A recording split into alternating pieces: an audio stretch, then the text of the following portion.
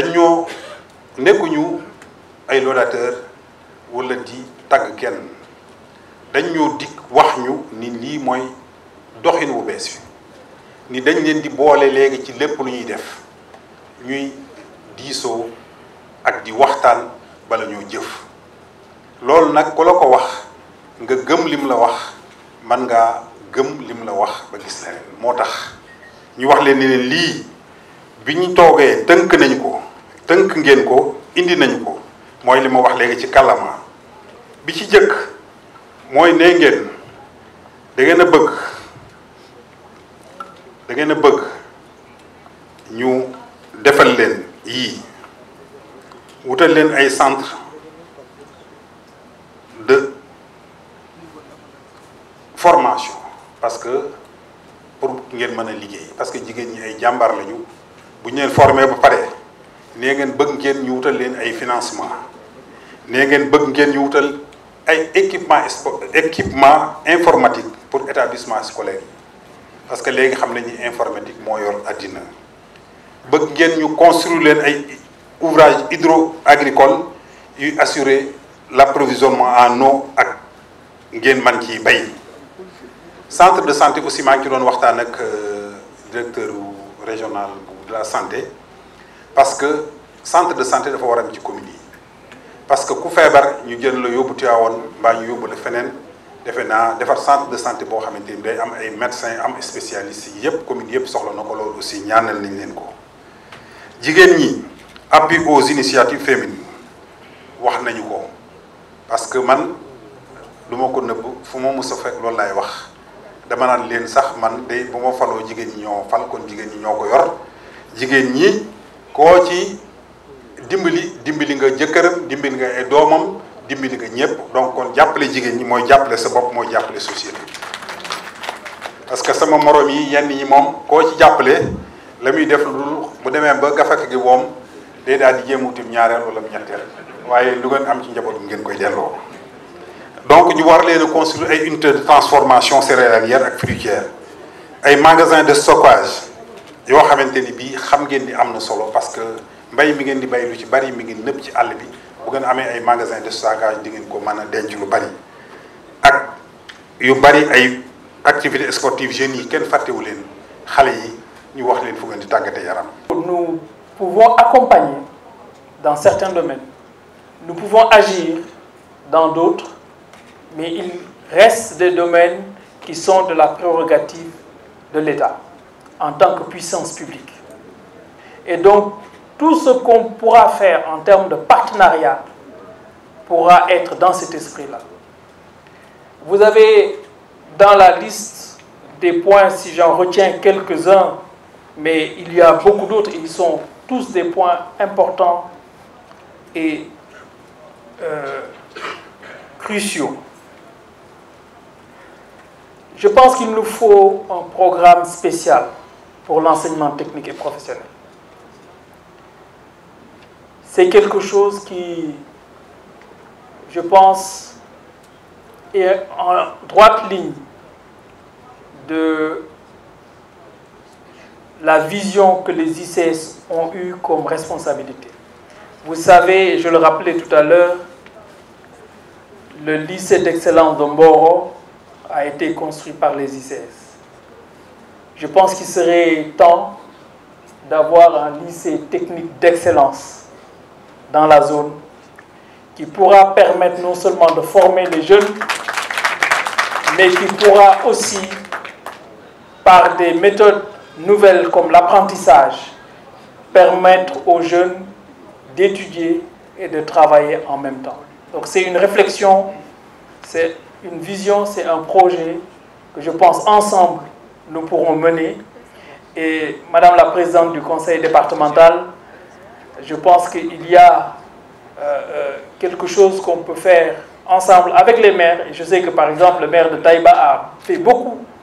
dans les lycées techniques. Quand on en parle, on rigole un peu. Parce que moi je suis né dans un lycée technique. Donc, et lui était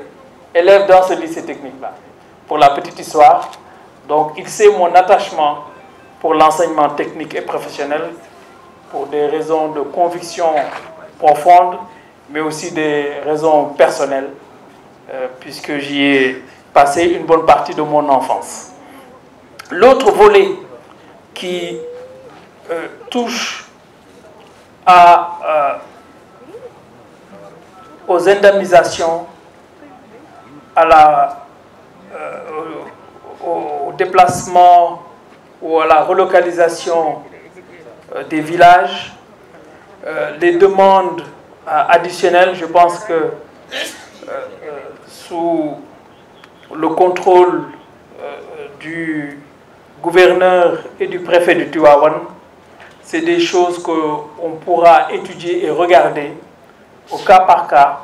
Et comme je l'ai dit tout à l'heure, prendre l'exemple de ce qui a été produit pour Tissé 2. Et je pense que déjà les constructions pour Ndari et Tissé 1 qui sont en cours s'inspirent du même modèle.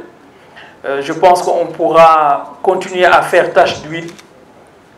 par rapport à cela, et on pourra regarder les dossiers qui sont concernés. Bien entendu, cela doit, comme toujours, obéir aux règles définies par l'administration, mais également à l'avancée de la mine au niveau des ICS, donc à une programmation qui reste à définir. Enfin, je voudrais souligner l'aspect qui concerne l'appui au secteur agricole. Lorsque je suis arrivé à la tête des ICS en janvier, peut-être une des premières mesures que j'ai prises, c'est de créer au sein des ICS un département agronomie et développement agricole, qui est un tout nouveau département. C'est vous dire toute la conviction que j'ai que le rôle premier des ICS, c'est d'être le catalyseur de l'agriculture sénégalaise. Li nga xamné nak teunk nañ ko modi mbirum jangu bi nga xamné moy enseignement technique, parce que wax nañ fi tabax lycée jappalé liggéey xalé yi comme ni ma ko waxé won ci njëlbeen li gëna am solo ci jàng ci ginnaaw diine mooy lu mën a fexe ba nit ki am xëy xam-xam boo xam ne dina mënal boppam te mu am fu mu mën a yëngatu. moo tax dama yaakaar ne war nañ mën a am programme spécial boo xam ne ci enseignement technique et professionnel dañ koy jagleel ba nga xam ne nii ICS fexe woon ba am fi lycée d'excellence de Mboro ba nga xam ne dëkk bi Sénégal yëpp xam nañ ne ci lycée yu gën a baax ay résultats la bokk ñu fexe ba taftal ci xëy na lycée technique fexe ba dugal ci ay xalaatu njàngin boo xam ne day boole di jàng di liggéey li ñuy wax apprentissage te xëy na ñëpp duñu mën a buñ ci génnee liggéey ci ICS waaye luñ ci jublu mooy yeneen entreprise yi nga xam ne ñi ngi ci gox bi wala ñi ngi ci région bi wala ñi ngi ci Sénégal dinañ am ay jeunes yoo xam ne dinañ fa mën a liggéey.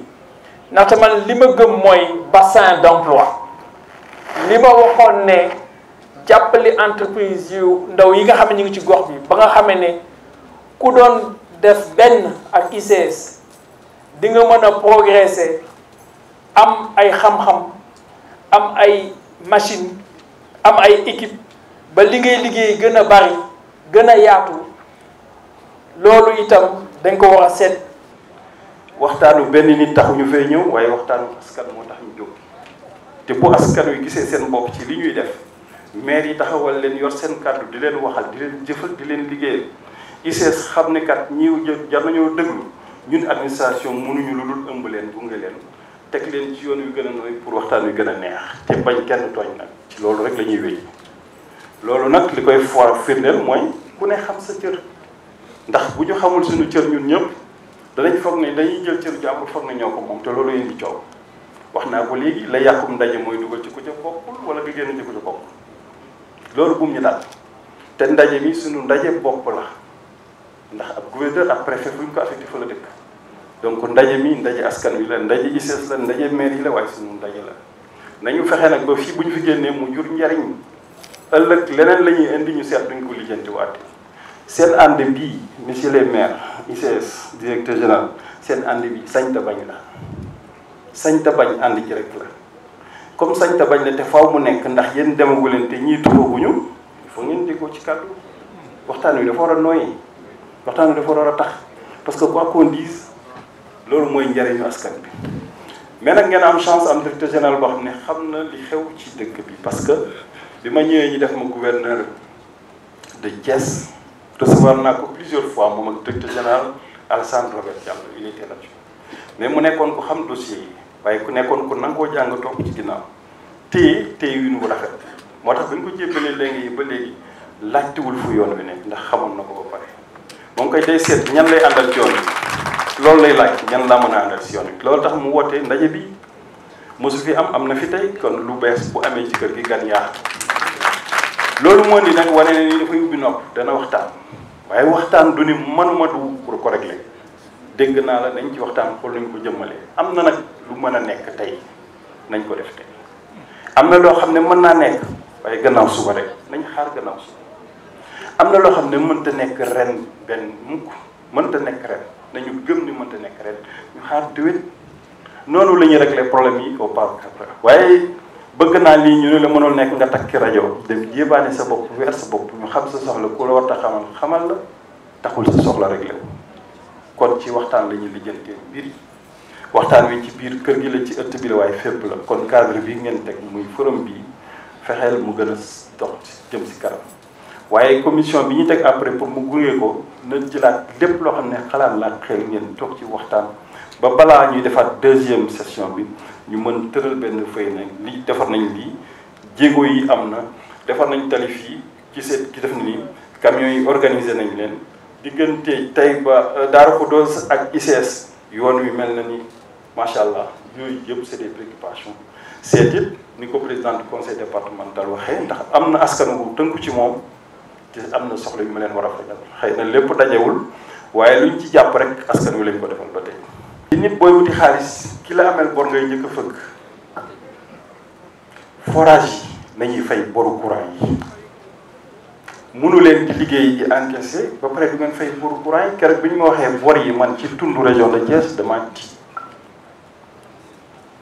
bët bu rusul toj am na luñ ci man waaye dana toll foo xamante ni lañ ca man day nax saay ndax te doo bëgg ku la yem dañuy fay Senelec bañul moom nee na njëgu Bambey lay def tout à teew